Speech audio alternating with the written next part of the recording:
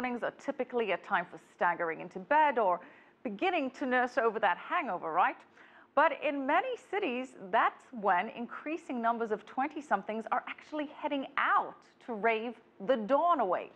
It's all called conscious clubbing. It's electronic dance parties without the booze and without the drugs. Karina Huber takes us to one in New York called Daybreaker. It's 6:45 in the morning, a time when most New Yorkers are just getting up for work, not wearing their disco shorts on their way to a party before work.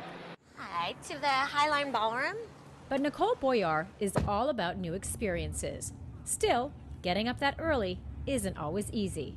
You know, I'm not a morning person, so when the first Daybreaker was started, I thought, oof, geez, that early, you want me to go somewhere?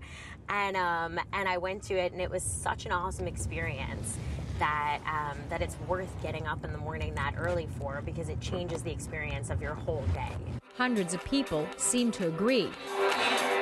Most are in their 20s or 30s, and many are so-called burners, people who attend Burning Man, an annual art and dance festival in the Nevada desert. Events like these are popping up all around the world in cities like Zurich, Paris, Barcelona, and Tokyo.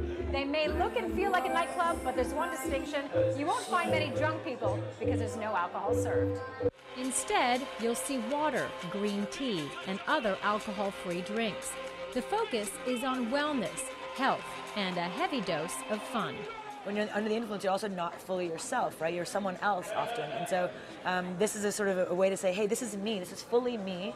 Accept me for who I am, you know, warts and all, and let's dance. Radha Agrawal and Matthew Breimer are the founders of Daybreaker. It very much began really about 2 years ago as an art project and as an experiment.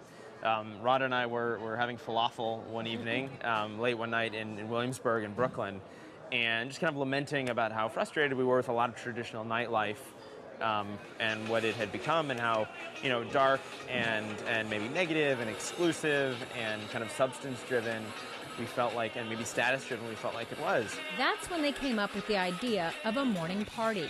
They had no idea it would become a regular thing and grow into a movement. At the end of dancing at 9 a.m., there's a cool-down session, and an intention for the day is set by the organizers. Then, like Boyar, most take off their dancing clothes, change, freshen up, and head off to work. Boyar says it's the perfect way to get the day started. When I go to Daybreaker in the morning, it's like, you know, you just dance like crazy. People are dressed in awesome outfits. There's so much happening that by the time I get to my office, there's just ideas are flowing, and I'm creative and I'm alive, and there's so much energy. It's certainly a bigger jolt to the day than a cup of coffee and a lot more fun.